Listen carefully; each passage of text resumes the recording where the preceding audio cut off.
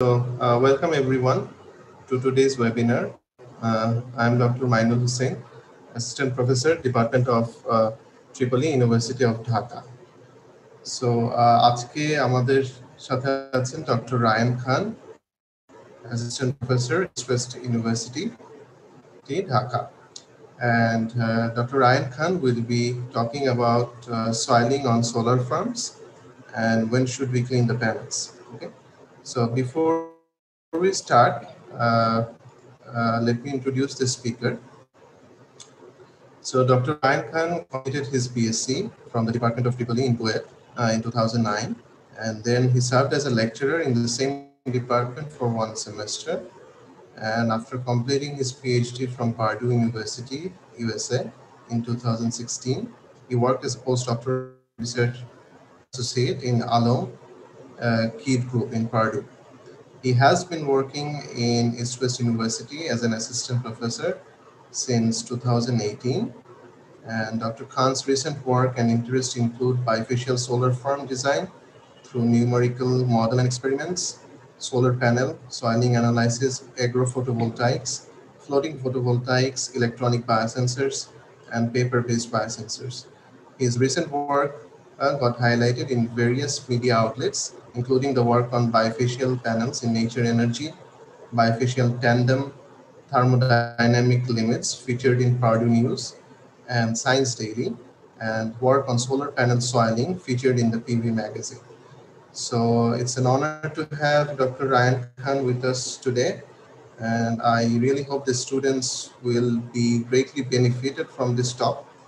And I would request them to ask questions after the talk. So with no further delays, I would like to invite Dr. Ryan Khan to deliver his talk. Thank you so much.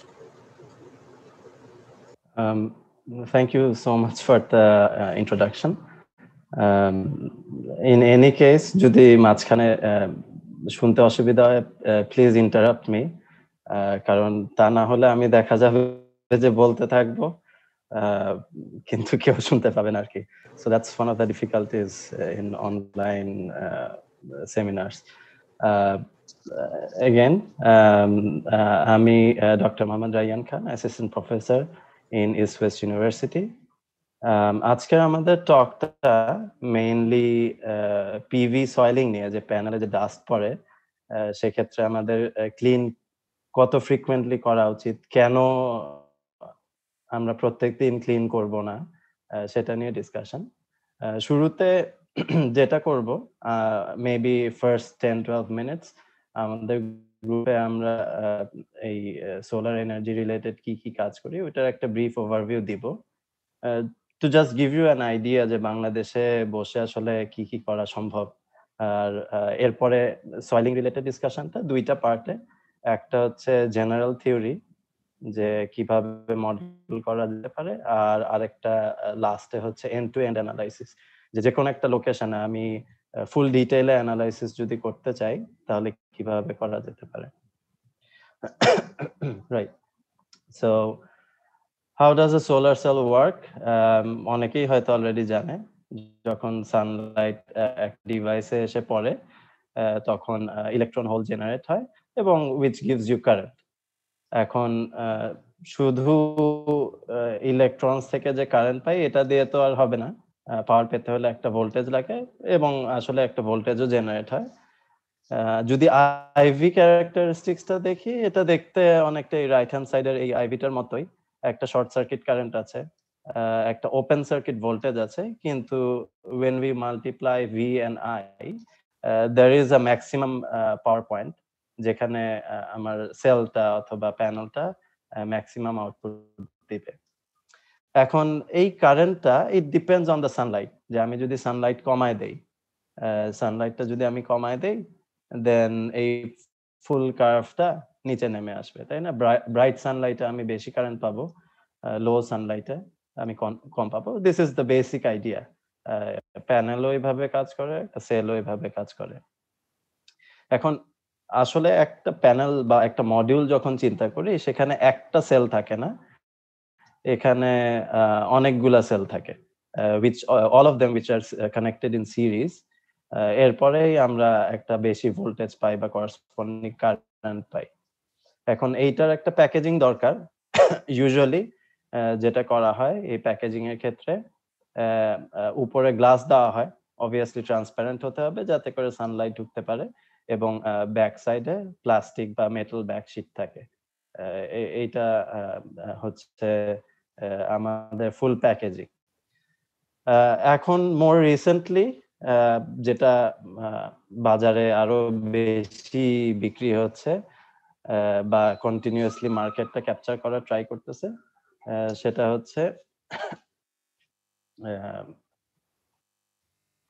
হচ্ছে bifacial modules.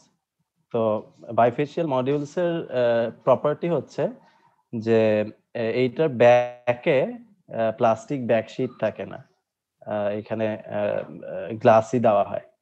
তো এতে আমার সুবিধাটা কি, যে light তো উপর থেকে পড়তেছেই, কিন্তু আসলে যেটা হয় যে গ্রাউন্ডের থেকে রিফ্লেক্ট হয়ে কিছু লাইট ব্যাকে আসতে পারে। we want to harvest that also. একই প্যানেলে আমি এক্সট্রা আউটপুট পেতে পারি, why not? আলটিমেটলি তো আমি ওই এক্সট্রা ইলেকট্রিসিটিটা সেল করতে পারবো। সো এক্সট্রা ইনপুট পাওয়ার, তাই না, যে ফ্রন্ট ফেসের থেকেও পাচ্ছি, ব্যাক ফেসের থেকেও পাচ্ছি, so it translate into more output and more electricity generation. এখন এটার প্রাইসটা একটু বেশি, কিন্তু as we are moving ahead এগুলো এই দুইটা টেকনোলজি কম্পিটিটিভ হয়ে যাচ্ছে। তো বাইফেশিয়ালটা নিয়ে ডিসকাস করার একটা কারণ হচ্ছে যে আমাদের গ্রুপের অনেক কাজই আমরা বাইফেশিয়াল মডিউল মাথায় রেখে করি। So in terms of research maybe next generation PV নিয়ে কেউ কাজ করতে চাইলে, মনোফেশিয়াল নিয়ে তো করা যায়, কিন্তু বাইফেশিয়ালটাও আমাদের মাথায় রাখা দরকার। এখন এখানে আমাদের রিসার্চ অপরচুনিটিস কি কি আছে এই প্যানেল লেভেলে অথবা ফার্ম লেভেলে? সো এটার জন্য একটা প্রিলুড ইন টাইমলাইন, যে এটা আমি কোত্থেকে স্টার্ট করলাম। তো পার্ডুতে থাকার সময় when I was a postdoc there, আমরা 2016 এ ডিসাইড করি যে সোলার ফার্মের অ্যানালাইসিস শুরু করব। এখন সোলার ফার্মের অ্যানালাইসিসের ক্ষেত্রে প্রথমে আমরা যেটা দেখি সেটা হচ্ছে ভার্টিক্যাল বাইফেশিয়ালস, এবং এইটার একটা কারণ ছিল যে ভার্টিক্যাল কোনো সারফেসে ডাস্ট কম পড়ে, সো আমরা ওইটাই দেখতে চাই যে এটার পটেনশিয়াল কিরকম। তো এই অ্যানালাইসিসের পরে আমরা যেটা দেখলাম যে ভার্টিক্যাল প্যানেলস দুই দিক থেকে লাইট পেতে পারতেছে, সকালেও লাইট পাবে, বিকালেও লাইট পাবে, which was good, কিন্তু as it turns out it was not good. এই কারণে আমরা পরে প্রপোজ করি যে ঠিক আছে, গ্রাউন্ডটাকেও শেপ একটা স্পেসিফিক প্যাটার্ন করব যাতে লাইটটা গ্রাউন্ডে পড়ে আরো বেশি করে প্যানেলের দিকে রিফ্লেক্ট করে। তো সেক্ষেত্রে আমরা দেখেছিলাম যে ইট ওয়াজ কম্পারেবল টু অথবা লিটল বেটার দ্যান মনোফেশিয়াল, কিন্তু ওইটা আমাদের অপটিমাইজড অ্যান্সার না। নাও ফাস্ট ফরওয়ার্ড টু 2020, আমরা ইসওয়েস্টের থেকে এখনো আমরা we are still collaborating with Purdue University, এবং এই মুহূর্তে যদি জিজ্ঞেস করা হয় যে কি কি ধরনের ফার্ম আমরা করতে পারি, the answer is any. এটা পৃথিবীর যে কোনো লোকেশনেই হোক, যে কোনো ওরিয়েন্টেশনে হোক, ট্র্যাকিং হোক, আমরা যে কোনোটাই করতে পারবো, মনোফেশিয়ালি হোক বাইফেশিয়ালি হোক। So that is where we are in terms of simulations. But একটু যদি স্টেপ ব্যাক করি, যখন 2018 এ আমি ইস্ট ওয়েস্ট ইউনিভার্সিটিতে জয়েন করি, তখন একটা চিন্তা মাথায় ছিল যে হোয়াট ইজ মিসিং, যে আমরা তো সিমুলেশন করছি। So the answer is experiments. So তখন ইস্ট ওয়েস্টে এসে আমি ডিসাইড করি যে ঠিক আছে, সিমুলেশন তো হচ্ছেই, আমাদের এইসব জিনিসের এক্সপেরিমেন্টও দরকার। তো সেভাবেই আমাদের পরে এখানকার প্রজেক্টগুলা ডিজাইন করা হয়। এখানে একটা হচ্ছে যে ডিফারেন্ট কনফিগারেশনস আমরা এক্সপেরিমেন্টালি ইমপ্লিমেন্ট করে এনার্জি অ্যানালাইসিস করলাম। এবং remember why we started with ভার্টিক্যালস, কারণ এটাতে ডাস্ট কম। কিন্তু এখন যদি অন্য কনফিগারেশনও দেখি, তাহলে আমাদের আবার ডাস্টের এফেক্টটারও অ্যানালাইসিস দরকার। এই কারণে সয়েলিং অ্যানালাইসিসও স্টার্ট করি। এবং আরেকটা ফ্রন্টে আমরা যেটা দেখি যে এনার্জি ছাড়া আর কি কি হতে পারে। সো আমি ব্রিফলি এই তিনটা ফিল্ডে আমরা কি করছি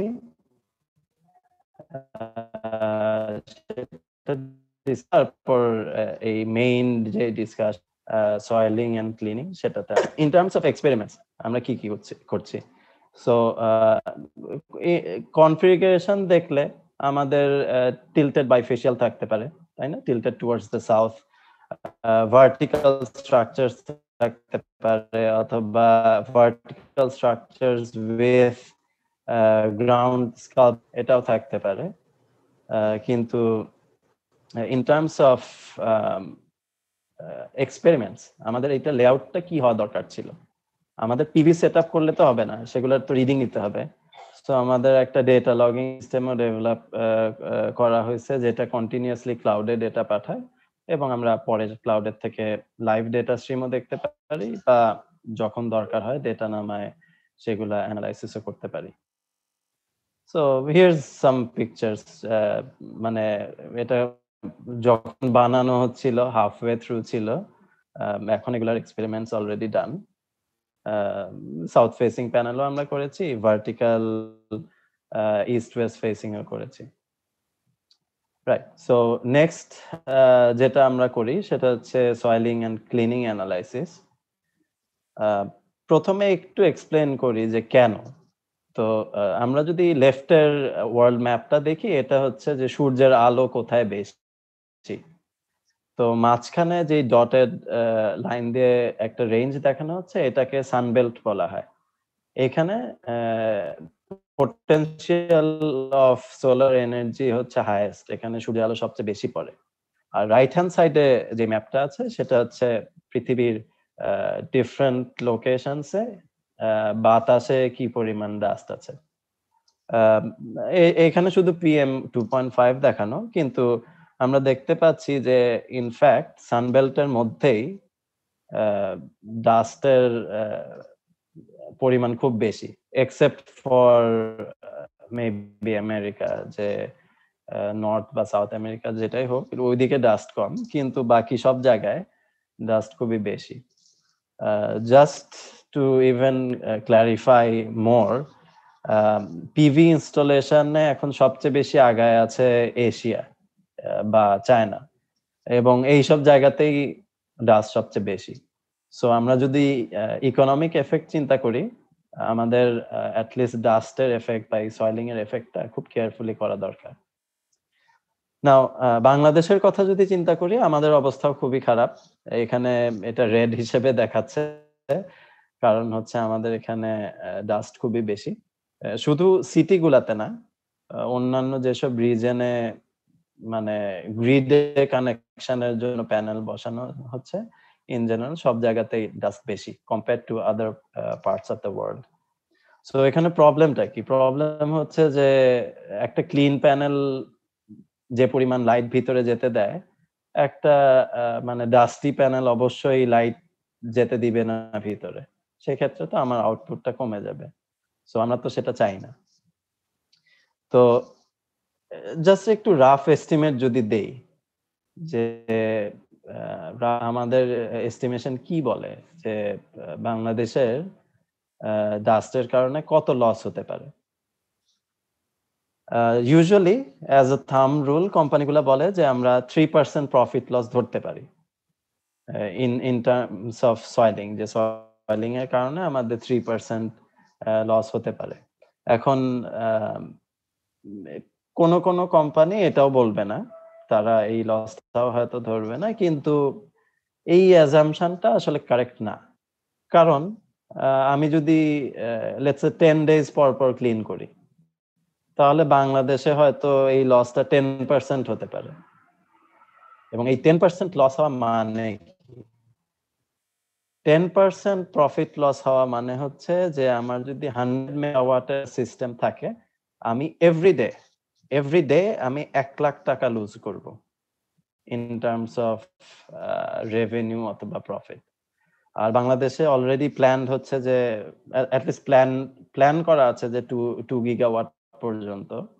ওয়ান্স দোজ আর ইনস্টলড, যদি আমাদের এই ক্লিনিংটা ঠিক মতো না করি এবং এই 10% লসটা থাকে, তাহলে বাংলাদেশ এই পুরা সিস্টেম থেকে প্রত্যেকদিন 20 লাখ টাকা লুজ করবে এভরিডে, আর বছরে প্রায় 70 কোটি টাকা লুজ করবে।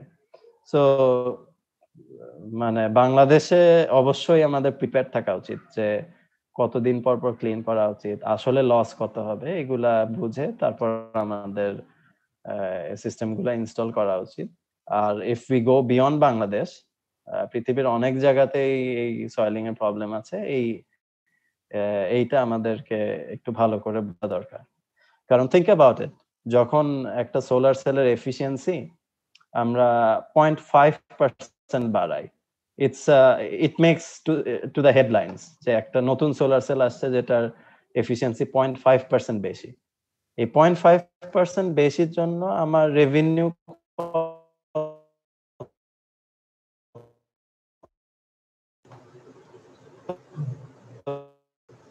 Hello, Dr.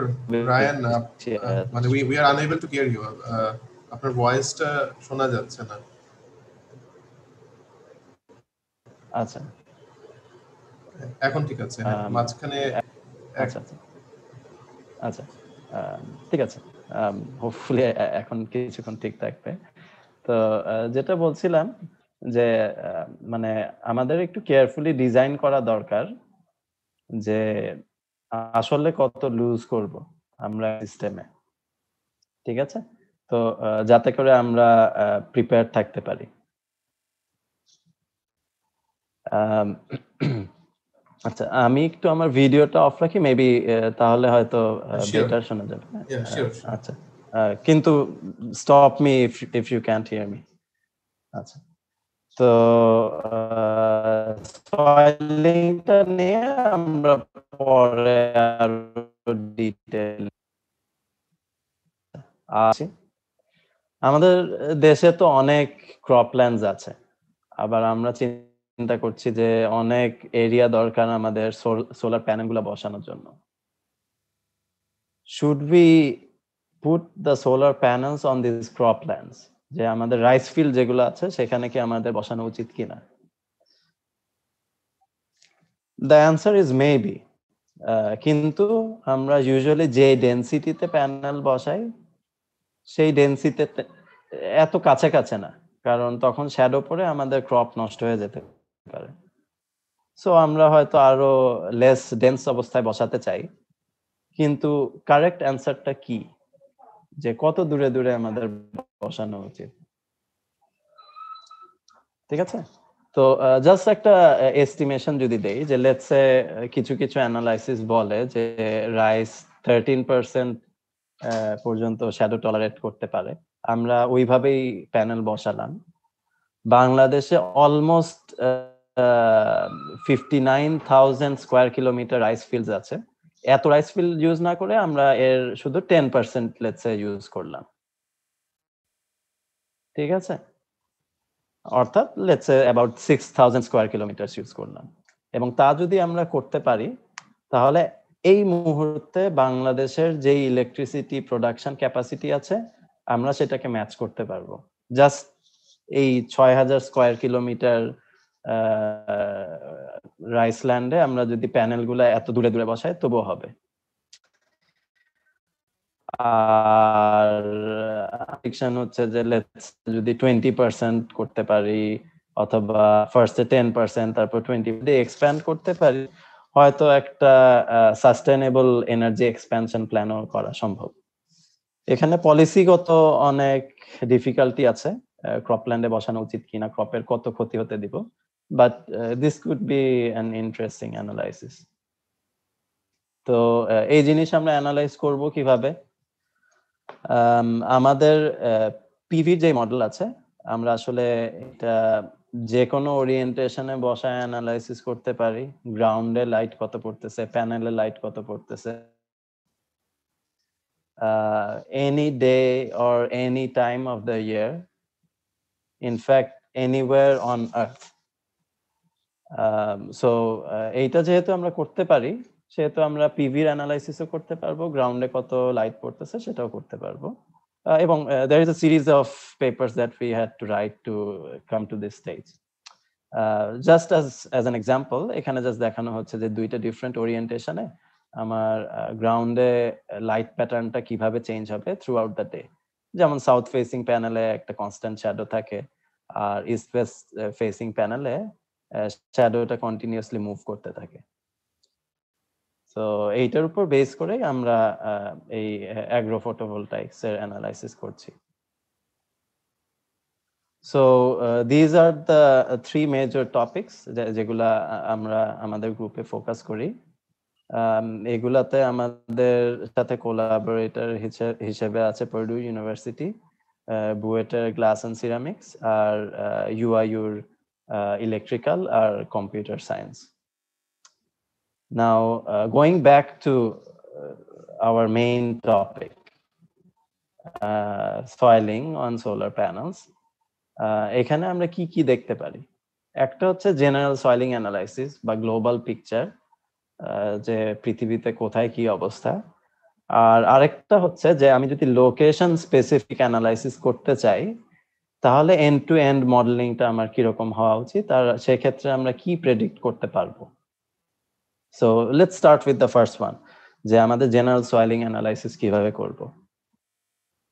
সো আমার লেটস সে আমার একটা ক্লিন প্যানেল আছে একই অ্যাঙ্গেলে, আর একটা আনক্লিন প্যানেল আছে, অর্থাৎ ডাস্ট অলরেডি পড়ছে।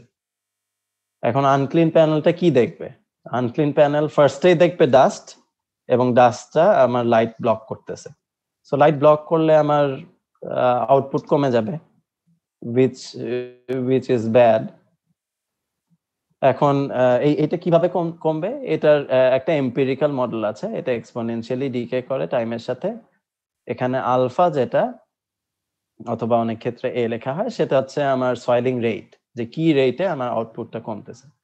So as we move along with time, আমার এই আনক্লিন ডিভাইডেড বাই ক্লিন, এই রেশিওটা, যে একটা ক্লিন প্যানেলের তুলনায় আমার পারফরমেন্স কত, সেটা 100% থেকে গ্র্যাজুয়ালি কমতে থাকবে আমি যদি প্যানেলটাকে ক্লিন না করি। সো এইভাবে একটা সাইকেল লেটসে কমপ্লিট হলো, এবং 10th ডেতে এসে আমি ক্লিন করলাম। ক্লিন করলে ইমিডিয়েটলি আমার আউটপুট আবার 100% হয়ে যাবে, আবার প্রত্যেক দিন এটা কমতে থাকবে, এবং কন্টিনিউয়াসলি এই জিনিসটা রিপিট হতে থাকবে যদি আমাদের সয়েলিং রেটটা সবসময় কনস্ট্যান্ট থাকে। সো এখানে আমি জাস্ট ক্লিনিং ইন্টারভেনশন গুলাকে গ্রিন দিয়ে দেখাচ্ছি। এটা হচ্ছে জেনারেল পিকচার, যেটা আমি এই মাত্র ডিসক্রাইব করলাম। এখন কোনো একদিন যদি স্যান্ডস্টর্ম হয়, বা হঠাৎ করে কোনো কারণে ওই দিন সয়েলিং যদি বেশি থাকে, তাহলে কি হবে? সো এখানে যেমন দেখানো হচ্ছে, একদিন স্যান্ডস্টর্ম হয়েছে, সেক্ষেত্রে আউটপুটটা ইমিডিয়েটলি ড্রপ করতেছে, এবং এটা কিন্তু আমি ক্লিন না করা পর্যন্ত রিকভার করা সম্ভব না। সো এরপরে সে তার নর্মাল নিয়মে আরো কমতে থাকবে। সো অবভিয়াসলি আমার এই ক্ষেত্রে আউটপুটটা এই সাইকেলে কম আসবে। সো স্যান্ডস্টর্ম আমরা চাই না। আর যদি বৃষ্টি হয়, লেটস সে এখানে 35th অ্যারাউন্ড দ্যাট টাইম বৃষ্টি হচ্ছে, সেক্ষেত্রে কি হবে? প্যানেলটা ক্লিন হয়ে যাবে, আমার পারফরমেন্স আবার 100%-এ ফেরত আসবে, যদিও আমি ক্লিন নিজে করি নাই, এবং তারপরে আবার সয়েলিং হবে, তারপর আমি ক্লিন করব। সো এই সিনারিওগুলো আমাদেরকে মাথায় রাখা দরকার যখন আমরা সয়েলিং অ্যানালাইসিস করতেছি। এখানে উপরে যে শেডেড রিজনটা দেখানো হচ্ছে, এইটা হচ্ছে আমরা কি পরিমাণ এনার্জি বা রেভিনিউ লুজ করব, রাইট? কারণ ওই টাইমগুলোতে আমরা ক্লিন করি নাই। এখন আমি যদি আরো ফ্রিকুয়েন্টলি ক্লিন করতাম, লেটস সে 10 দিন পর পর ক্লিন না করে এভরি 5 ডেজ যদি ক্লিন করি, তাহলে কি হবে? তখন আমার আউটপুটটা বা এই পারফরমেন্সটা বেশি দূর ডিকে করবে না, আমি আগে আগেই ক্লিন করে ফেলতেছি। সো এই ক্ষেত্রে আমার টোটাল এনার্জি আউটপুটটা বেশি হচ্ছে, কারণ আমি বেশি লস হতে দেই নাই। কিন্তু একটা জিনিস আমাদের খেয়াল রাখতে হবে, আমরা এনার্জি দেখে কিন্তু ক্লিন করলে হবে না, আমাদের দেখতে হবে ইকোনমিক ফ্যাক্টরটা কত। আমরা যখন প্যানেল ক্লিন করছি, উই আর লুজিং মানি, কারণ প্রত্যেকবার ক্লিন করতে খরচ হয়, ইকুইপমেন্ট খরচ, লেবার খরচ, মেশিন খরচ ইত্যাদি। আর ক্লিন করার পরপরই পারফরমেন্স ইমপ্রুভ করতেছে, আর আমি এরপরে এনার্জিটা সেল করতেছি। আলটিমেটলি এই দুইটার ব্যালেন্সই আমাকে টোটাল রেভিনিউ দিচ্ছে, যে আমি আমার ক্যাশ ইনফ্লো কত। এখন আসলে আমাদের এই তিনটা জিনিস একসাথে ব্যালেন্স করা উচিত, যে কতদিন পর পর ক্লিন করব, কত রেভিনিউ আসতেছে, কতটুকু সেল করতেছি, সবকিছু একসাথে খেয়াল রেখে আমাদের রেভিনিউ ম্যাক্সিমাইজ করা উচিত। তো এটা কিভাবে করব, এখানে একটা এক্সাম্পল আমি দেখাচ্ছি। এটা হচ্ছে সৌদি আরবের একটা লোকেশনে ইনসোলেশন ফর ডিফারেন্ট মান্থস, অর্থাৎ সূর্যের আলো কত ডেইলি, আর নিচে দেখানো হচ্ছে যে সয়েলিং রেটটা কত। এগুলা এক্সপেরিমেন্টালি টেকেন ডেটা। সো আমরা ইনসোলেশন জানি, সূর্যের আলো কত, আমরা জানি যে সয়েলিং রেট কত। নেক্সট আমাদের যেটা জানা দরকার সেটা হচ্ছে ট্যারিফ রেট কত, আমি ইলেকট্রিসিটি কত টাকায় সেল করতে পারবো। আর ফাইনালি যেটা আমার জানা দরকার সেটা হচ্ছে যে প্রত্যেকবার ক্লিন করতে আমার কত খরচ দরকার, আমার ক্লিনিং কস্টটা কত।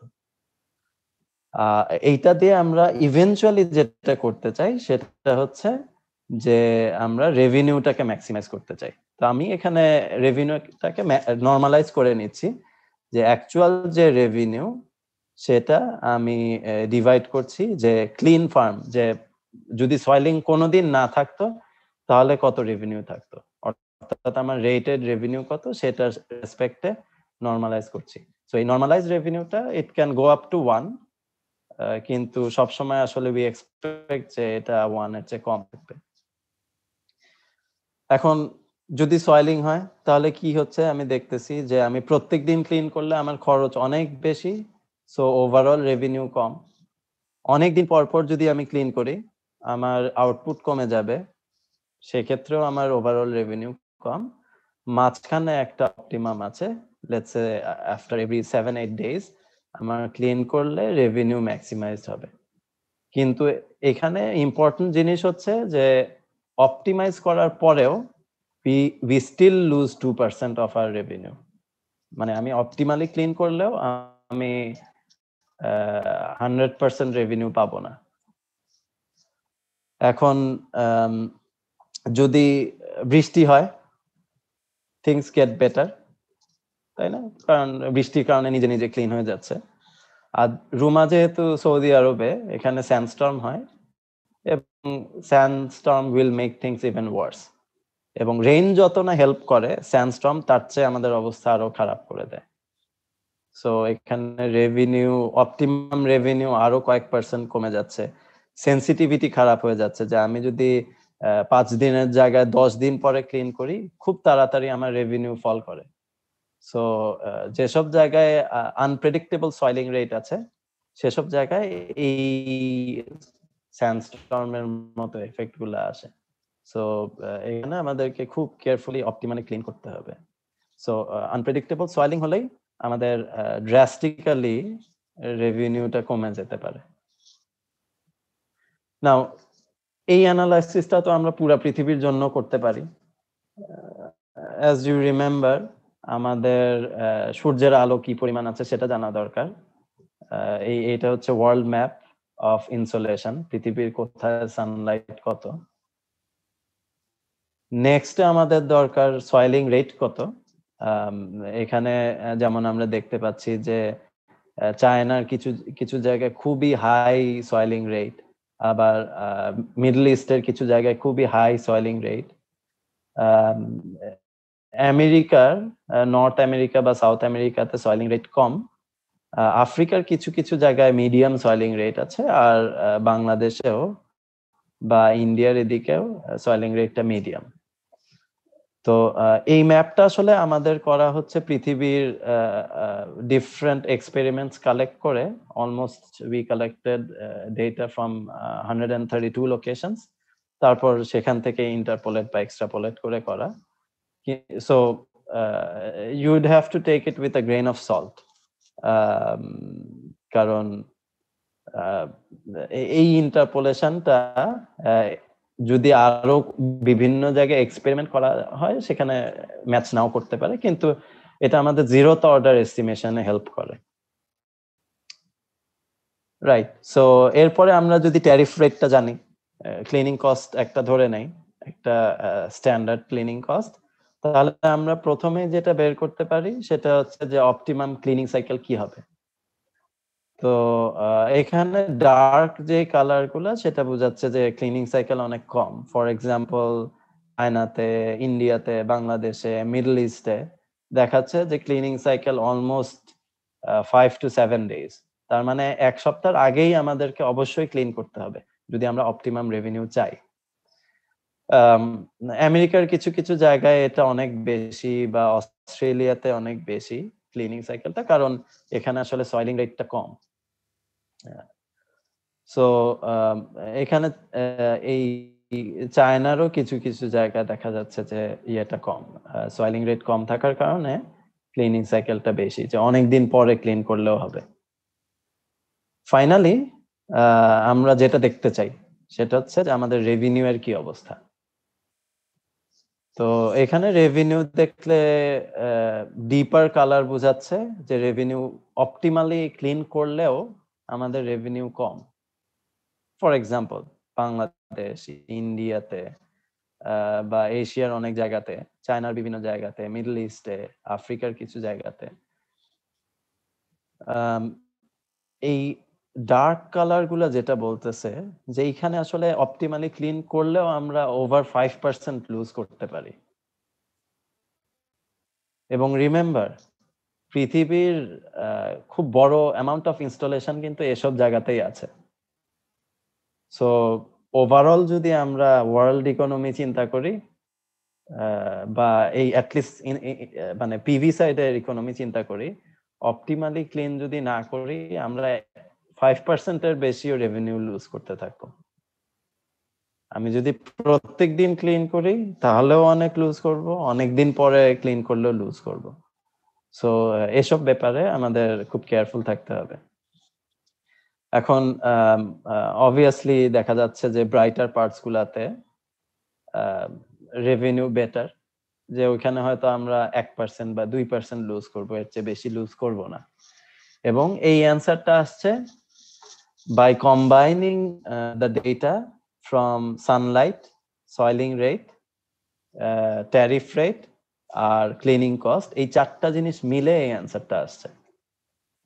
এখন এই অ্যান্সারটা আসার জন্য আমরা একটা ফিক্সড ট্যারিফ রেট আর ফিক্সড ক্লিনিং কস্ট ধরে নিচ্ছিলাম, যেটা মডারেটলি লো ছিল। কিন্তু what happens if we consider local cleaning costs? এশিয়াতে সয়েলিং রেট, লেবার কস্ট অনেক জায়গাতেই কম, সে কারণে ইউরোপে সয়েলিং রেটটা কম কিন্তু ক্লিনিং কস্ট খুবই high. So as a result আমরা যখন সবকিছু অপটিমাইজ করি, সবকিছু অপটিমাইজেশনের পরে দেখা যায় আসলে পৃথিবীর সব জায়গাতেই অপটিমালি ক্লিন করার পরেও আমরা 2 থেকে 5% লুজ করব, even in Europe, even in the US, যেখানে সয়েলিং রেট কম। এসব জায়গাতে ক্লিনিং কস্ট বেশি হওয়ার কারণে আলটিমেটলি আমরা রেভিনিউ বেশি লুজ করতেছি। সো এই কারণে আমাদের আসলে লোকাল অ্যানালাইসিস দরকার। যে কোনো জায়গায় যখন আমরা একটা সিস্টেম বসাবো, আমাদেরকে এটা এন্ড টু এন্ড অ্যানালাইসিস দরকার। সো এতক্ষণ আমরা বুঝলাম যে জেনারেল অ্যানালাইসিস কিভাবে করতে পারি, গ্লোবাল পিকচারটা কি। এখন একটু আমরা বোঝার চেষ্টা করি যে এন্ড বা প্রেডিকশনটা কিভাবে করতে পারবো। পিভি মডেল আমাদের আছে, তাই না? যে পৃথিবীর যে কোনো জায়গায় যে কোনো ওরিয়েন্টেশনে আমরা প্যানেল ক্লিন থাকলে একটা সোলার ফার্মের আউটপুট বের করতে পারি। ডিফারেন্ট এক্সপেরিমেন্টস থেকে আমরা ডিফারেন্ট লোকেশনে এক্সপেরিমেন্টস থেকে আমরা সয়েলিং রেট বের করতে পারি, যেটা আমরা সয়েলিং মডেলে ইউজ করতে পারবো। তো সয়েলিং মডেল দিয়ে আমরা সয়েলিং লস বা রেভিনিউ লসটা এস্টিমেট করতে পারি। সেখান থেকে আমরা অপটিমাম ক্লিনিং সাইকেল বের করতে পারি। সেটা বের করার পরে আমাদের যেটা করা দরকার, সেটার পরে আমাদের চিন্তা করা দরকার যে এতটুকু থেকে কি আমরা বলতে পারবো যে আমাদের প্যানেলটা কিভাবে বসানো উচিত। এখান থেকে কিন্তু আমরা বলতে পারবো না যে আমরা কি হরিজন্টালি বসাবো, ভার্টিক্যালি বসাবো, নাকি সাউথ ফেসিং বসাবো। এরপরেও আমাদের আসলে যেটা করা দরকার যে এই অ্যানালাইসিসকে আমাদের পিভি মডেলের yield-এর সাথে কম্বাইন করে আমাদের overall revenue of each configuration আমাদের দেখা দরকার। So how does it work? যেমন আমরা এক্সাম্পল দেখি যে লেটস সে আমরা বাংলাদেশে একটা এক্সপেরিমেন্ট করলাম। বাংলাদেশের এক্সপেরিমেন্টটাতে আমাদের তিনটা ডিফারেন্ট কনফিগারেশনের সেটআপ ছিল, 0 ডিগ্রিতে, 24 ডিগ্রিজে আর 90 ডিগ্রিজে। এরপরে সেখান থেকে আমরা সয়েলিং রেটটা বের করতে চাই। আমরা যেটা করছি যে দুইটা প্যানেল ছিল, একটা ক্লিন প্যানেল ছিল আর একটা আনক্লিন প্যানেল ছিল। এই দুইটা রেশিও থেকেই তো আমাদের পারফরম্যান্স ফ্যাক্টরটা পাবো। আমরা 7 দিন ধরে একটা প্যানেল ক্লিন করি নাই আর আরেকটা প্যানেল প্রত্যেকদিন ক্লিন করছি। সেখান থেকে এই পারফরম্যান্স রেশিওটা আমরা বের করতে পারতেছি যে 24 ডিগ্রিজে রাখলে কি হতো। একইভাবে জাস্ট টু কম্পেয়ার যে আমাদের এখানে রেটটা কত, বাংলাদেশে এই অ্যাঙ্গেলের রেট আসে 0.78% পার ডে, অলমোস্ট 1%। আমরা যদি ইন্ডিয়ার সাথে কম্পেয়ার করি, ইন্ডিয়াতে হাইয়েস্ট দেখা যায় 0.55%, সৌদি আরবে দেখা যায় 0.22%, আর অ্যারিজোনাতে হাইয়েস্ট দেখা যায় 0.3%। সো অন্য সব জায়গার তুলনায় আমরা এখানে অনেক বেশি পাইছি। Maybe because this was in Dhaka, অন্য লোকেশনে আর একটু কম হতে পারে। যদি 0 ডিগ্রিতে রাখি, উই এক্সপেক্ট যে সয়েলিং রেটটা আরো বেশি হবে। আসলেও তাই হয়। এই যে আউটপুটটা আরো তাড়াতাড়ি ডিকে করে, সেটাকে অলমোস্ট 1.57% পার ডে। আর যদি আমরা 90 ডিগ্রিতে রাখি, সয়েলিং নেগলিজিবল থাকে, এটা খুবই কম, অলমোস্ট 1/10 অফ 24 ডিগ্রিজ। সো আমরা প্রথমে তাহলে একটা সয়েলিং এক্সপেরিমেন্ট থেকে ওই লোকেশনে সয়েলিং রেট গুলা বের করতে পারলাম। তো এটার পরে আমরা কি করব? আমরা এটাকে সয়েলিং মডেলে ফিট করে পুরা বছরের প্রেডিকশন দিতে পারি। আমরা অপটিনিং সাইকেল বের করতে পারি, তাই না? মডেল থেকে প্রথমে আমরা পরপর ডিফারেন্ট সাইকেলে আউটপুট কি হয় সেটা দেখতে পারবো। এটা 0 ডিগ্রির জন্য এটা দেখতে এরকম, 24 আর 90 ডিগ্রিজে লসটা আর একটু কম। তো এই লস ফ্যাক্টরটা পাওয়ার পরে আমাদের কি করা উচিত? এরপরে আমাদের পিভি মডেলে যাওয়া দরকার, যে ঢাকায় আমরা আউটপুট বের করতে চাই। তো সেটা করতে চাইলে প্রথমে আমাদের যেটা দরকার যে ঢাকায় সূর্যের আলোর পরিমাণ কত ডিফারেন্ট ডেটসে, আমরা যে ডেট গুলাতে এক্সপেরিমেন্ট করলাম সেখানে ডিরেক্ট সানলাইট কত, ডিফিউজ সানলাইট কত, সানের পাথটা কিরকম, সেই মডেল দিয়ে আমরা এই তিনটা কনফিগারেশনের জন্য এই রাইট হ্যান্ড সাইডে যেগুলাতে আমরা এক্সপেরিমেন্ট করলাম তিনটার জন্যই আমরা আউটপুট প্রেডিক্ট করি। সো সেগুলোর আউটপুট প্রেডিকশন হলো, কিন্তু this are predicted for output without soiling. আর ফাইনালি এই দুইটা জিনিসকে আমরা এখন মার্জ করতে পারবো। আমরা আউটপুট জানি, সয়েলিং লস ফ্যাক্টরটা জানি, এই দুইটাকে আমরা মাল্টিপ্লাই করলে আউটপুট উইথ সয়েলিংটা আমরা বের করতে পারবো। তো এরপর আমরা কি দেখতে চাই? আমরা দেখতে চাই যে সয়েলিং থাকা অবস্থায় আমাদের yield কি হবে। তো এখানে যেমন দেখা যাচ্ছে যে ডিফারেন্ট ক্লিনিং সাইকেলে, যে আমি যদি 10 দিন পর পর ক্লিন করি বা 20 দিন পর পর অথবা 30 ডেজ পর পর ক্লিন করি, তাহলে আমার আউটপুট কি হবে? So let's consider 0 degrees case. আমরা কি এক্সপেক্ট করি? আমরা যত দেরি করে ক্লিন করব আমার আউটপুট তত কমতে থাকবে। সো 0 ডিগ্রিতেও সেটা দেখতে পারতেছি, 24 ডিগ্রিজেও সেটা দেখতে পারতেছি, কিন্তু 24 এ ওভারঅল আউটপুটটা বেশি। তার কারণ হচ্ছে যে 24 ডিগ্রিজে আমরা টিল্ট করলে আসলে সূর্যের দিকে ফিরায় রাখতেছি, সো তার ইনপুটটাও বেশি। 90 ডিগ্রিজে এই আউটপুটটা almost flat. As you remember 90 ডিগ্রিজে আমাদের সয়েলিং রেটটা খুবই কম ছিল।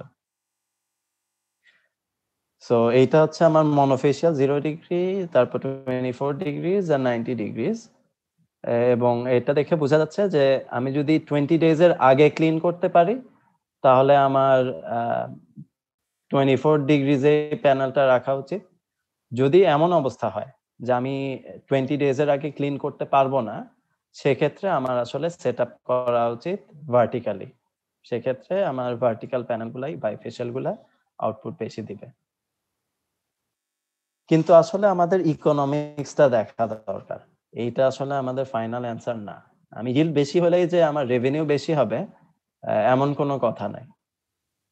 সো আমরা এখন রেভিনিউ দেখা দরকার যে এই সব ক্ষেত্রে রেভিনিউ কত আসতেছে। সো রেভিনিউ গুলা যদি দেখি, almost in terms of comparative answer same অবস্থা থাকে, কিন্তু ট্রেন্ড গুলা কিছুটা চেঞ্জ হয়। যেমন প্রথম কথা, 0 ডিগ্রিতে খুবই খারাপ অবস্থা, এটা আমরা ইউজ করতেই চাই না। যদি আমরা 25 ডেজের আগে ক্লিন করতে পারি, তাই না, সেক্ষেত্রে আমাদের প্যানেলটা সাউথ ফেসিং হওয়া দরকার।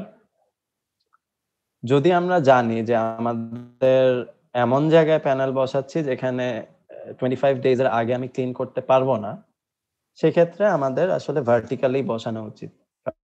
এটাই আমার হাইয়েস্ট রেভিনিউ দিবে। So ultimately end to end modelling এ আমরা যেটা বুঝতেছি যে ওই লোকেশনে আমাদের সয়েলিং ইনফরমেশন দরকার, যেটা এক্সপেরিমেন্ট থেকে আসতে পারে। সয়েলিং মডেল দিয়ে আমরা হয়তো এই অ্যান্সারটাকে এক্সপ্যান্ড করে বা এক্সট্রাপোলেট করে আরো ফিউচার অ্যান্সার দিতে পারবো। সেটাকে আমার পিভি মডেলের yield-এর সাথে কাপল করা দরকার, তাই না? এবং ফাইনালি yield-এর সাথে কাপল করে আমরা যেটা দেখব সেটা হচ্ছে যে রেভিনিউ কখন ম্যাক্সিমাইজড হচ্ছে। আমরা যদি এভরি 5 ডেজ ক্লিন করতে পারি, then it's fine. 24 degrees south facing সেই প্যানেলটা ইউজ করব। যদি কোনো কারণে আমাদের অ্যাক্সেসিবিলিটি ইস্যু থাকে যে আমি অনেকদিন পরে ক্লিন করতে হবে, সেক্ষেত্রে আমার কনফিগারেশন কিন্তু ডিফারেন্ট, যে আমাদের ভার্টিক্যালি প্যানেলগুলো বসানো উচিত। সো এই অ্যান্সারটা কিন্তু আমাদের জেনারেল অ্যানালাইসিস থেকে আসে না, এটা আমার location specific end to end analysis করা দরকার ছিল। সো ওভারঅল যদি আমি বলি যে আমাদের জেনারেল অ্যানালাইসিস আমাদের প্রথম ফ্রেমওয়ার্কটাকে ঠিক করে এবং আমাদের প্রাইমারি কিছু অ্যান্সার দেয়, কিন্তু in terms of detailed answer যে আমার লোকেশনে কোন কনফিগারেশনটা বেস্ট, সেটার জন্য আমাদের এন্ড টু এন্ড মডেলিং দরকার। সেক্ষেত্রে আমাদের সোলার ফার্মের yield-ও জানা দরকার, সয়েলিং মডেলও দরকার, এবং এই দুইটা আমাদের কাপল করা দরকার। So that is it in terms of discussions. I would like to thank all the people working on different projects যারা আগে হেল্প করছে আমাদের সেটআপে বা কারেন্টলি ডিফারেন্ট কাজে আছে। I would also like to thank the funding agencies যারা different প্রজেক্টে fund করছে, আর অবশ্যই আমাদের ইঞ্জিনিয়ারিং ডিপার্টমেন্টকে। যারা আমাদের সেটআপেও হেল্প করেছে, আর সিআরটি হাবকে যেখানে আমরা আমাদের computational facility pi. And finally, thank you all for listening patiently. Thank you IEEE student branch for arranging the seminar. So thank you so much. কারো যদি কোশ্চেন থাকে we can discuss. Thank you so much, Dr. Ryan Khan. অনেক খুবই interesting একটা টক ছিল। আমরা যখনই বাইরে যাই দেখি যে আমাদের প্যানেলস গুলো আসলে কি পরিমাণ মানে ডাস্ট এফেক্টেড। সো আজকে আমরা এটা জানলাম how this is affects the performance. So আমি দেখতে পাচ্ছি we am seeing a lot of familiar names in the participants. So we have Professor Dr. Atikur Rahman joining us from Japan. He's a professor in the EEE department, Dhaka University. এছাড়াও আমাদের সাথে আছেন আমাদের senior professor doctor S M. Mostafa Mahmud sir, আর এছাড়াও আছেন doctor Shornali Islam, assistant professor, EEE DU. And I can see also Dr. Tasmiyat Rahman joining from University of Southampton, UK. So a lot of familiar faces. So and Dr. Kobiruজ্জামান Dr. Kobiruজ্জামান is there as well from AIUB. Okay, so thank you everyone for joining. So the floor is now open for questions. Then I can come back to our faculties if they have any comments or for discussions. Chat box একটা প্রশ্ন already আছে আর কি একদম দিয়ে। Right. So chat box এ একজন question করেছে, Sharan Kalwani wants to know that cost wise what is the advantage of bifacial over monofacial, like in terms of cost? এটা একটু বলা ডিফিকাল্ট। কিছু এক্সাম্পল দিতে পারি। প্রাইস ওয়াইজ মেবি 10 থেকে 20% বেশি হতে পারে,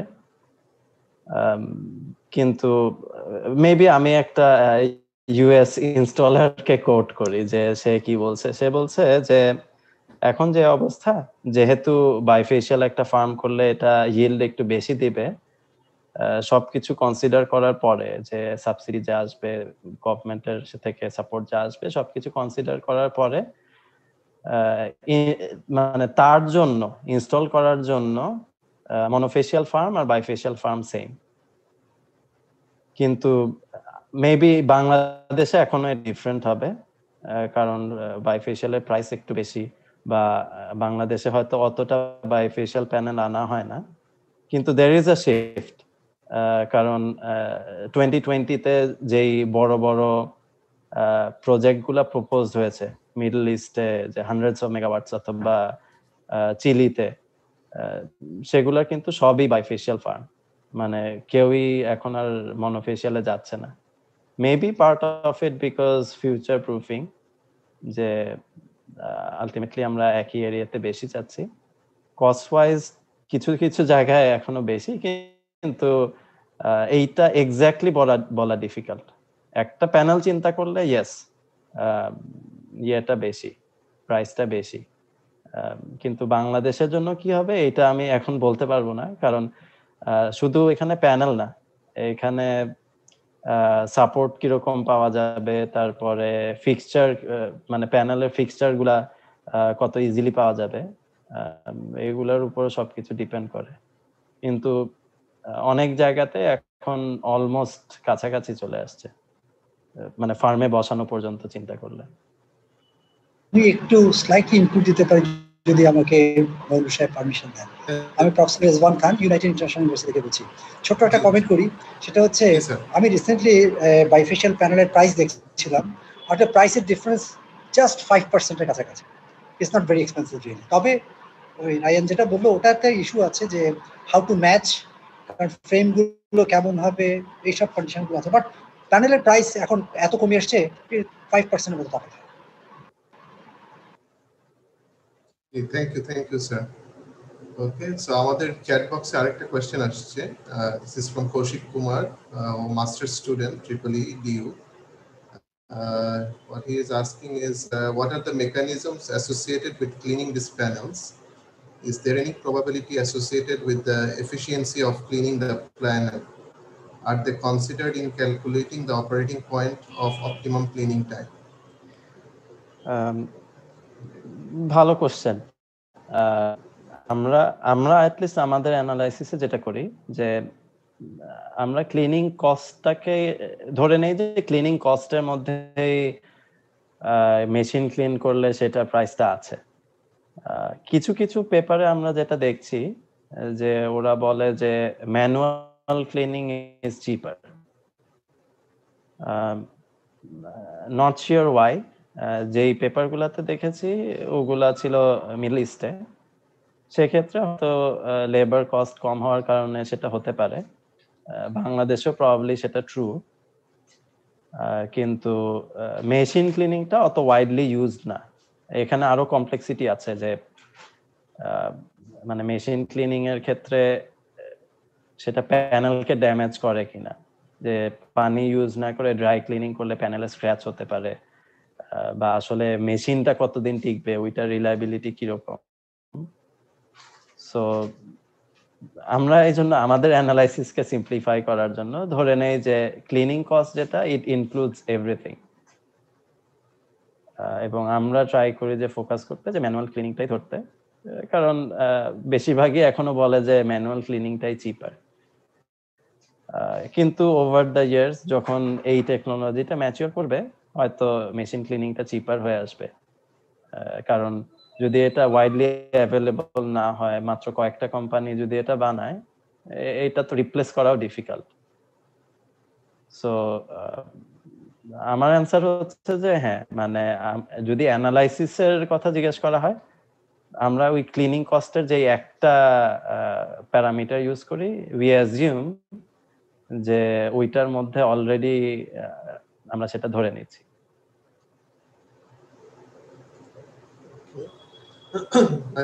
I think Kaushik, you have your answer. Okay, I think Dr. Tasmiyat Rahman. Hello, Tasmiyat. Hi, can you hear me okay? Yeah, we can hear you. Great, thank you. That was a really nice talk, very informative. I think it's a topic area that really needs to be studied very, very much. Just a question, have you looked at anti-soiling coatings in your model or applied any of those factors? I've seen a few glass manufacturers looking at anti-soiling coatings to reduce it. And also, does the model take into account the size of the system? So whether we're dealing with a solar home system or the costs that go up if we've got an offshore big solar floating farm away, because obviously the O&M for those would be very different to that on a land-based system farm. Did you consider these priorities? Thanks. Okay. So let me try to answer one by one. The first thing is that we haven't thought about anti-soiling layers, mainly because it's not mainstream. I mean, companies do not usually have it for sale yet, but as researchers, maybe that's one of the next steps we should look into. So we don't have that. The second thing is that the cost in terms of scaling. Usually what happens is that if you go beyond a certain sized farm, it'll kind of scale up linearly, right? If you have, let's say, 500 kilowatt system and 1 megawatt system, the cleaning cost would approximately double. But for solar home systems, the pricing is completely different. So these analyses won't work for solar home systems. I mean, it would. You would have to carefully figure out what is the cleaning cost, because in a solar home system, maybe the person himself or herself might go and clean it. So the cleaning cost might be different. Maybe the cleaning cost is just in whenever you're free. So for solar home systems, I think the analysis it's fairly complicated because of that.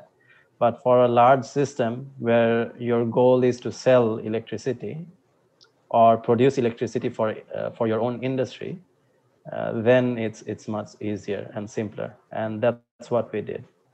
So for floating systems, again, if you know the cleaning costs, then yes, you can use this model.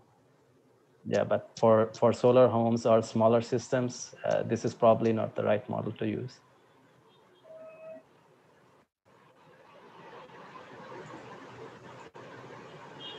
Oh, Tasmiyat, you are on mute.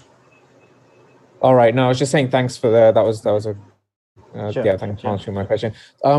With regards to floating PV, I did have one question. When you mentioned a lot about bifacial, because we know bifacial panels are growing very, very fast in the market, as well as floating PV is expected to be a big growth sector. But I also read papers where there was actually no net benefit on bifacial panels on water because of the albedo coming back. There's a lot of loss. Could you comment on that? Because that's sort of contradictory in like the IPRPV models, which show both of those growing. Right. Yeah. So we have started looking into floating PV. Our initial estimate is that it's going to be very close. I mean, reflectivity of water is low, right? It's 6%, 5%.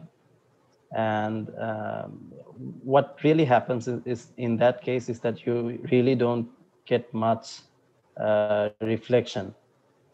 But remember that floating PVs have these pontoons, which are white, usually.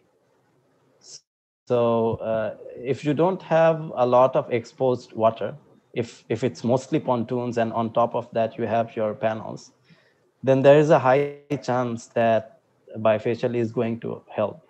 Okay.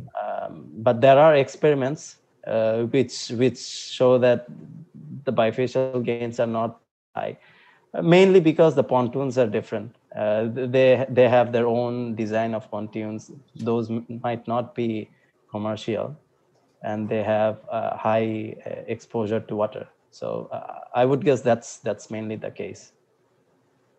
Great, thank you very much. Yeah. Okay, thank you. Can I ask a question? Yeah, sure. Ryan, you used regular intervals. What about weather-dependent cleaning? I mean, on a cloudy day, don't clean it. If it's rainy season, clean less frequently. So have you studied anything on that? There have been, but in those studies, it's mostly, let's say you have the data for the previous year. So you know when you had rains, when you had sandstorms. And based on that, they would optimize the cleaning cycles. It helps in terms of analysis, but in terms of prediction, it doesn't really help, because it's not going to be the same next year. So the answer is yes and no. I mean, they have seen that, okay, if you could predict when it's going to rain or when it's going to be a sandstorm, then if you could predict those, then yes, this adaptive cleaning is helpful. But we can't really do that very well. So yeah, those models may not help for a predictive analysis. We are working on a model. We hope we'll get something done in a couple of months. Thank you. Okay. Sorry, if I may ask a question. Yes, Andali, go ahead. Sorry. In perspective of Bangladesh, where the monsoon season extends, how would our cleaning be scheduled, or how frequently would it be scheduled, and how much time is required for a panel to be cleaned? Because during cleaning, do we have maximum operation of the panel? These questions. Right. So the first question is very important because what happens in rainy season? So I did not show that analysis here. We have a small analysis in our paper. You could, in principle, have different cleaning cycles for different seasons. So what eventually you would do is that you would have a different cleaning cycle during the rainy season, and for the other seasons you would have a different cleaning cycle. So maybe in winter or when you have less rain, the cleaning cycles would come down to 4 or 5 days. In the rainy season, it will probably go beyond 2 weeks. So remember, it's a combination of amount of sunlight and soiling rate. So in the rainy season, amount of sunlight is low, soiling is also low. So the cleaning cycle is going to be very, very high. That's my guess. We don't have a definite answer for Bangladesh yet. Does that answer your question? Yeah, thank you. All right. Okay, so any more questions from the audience or any comments?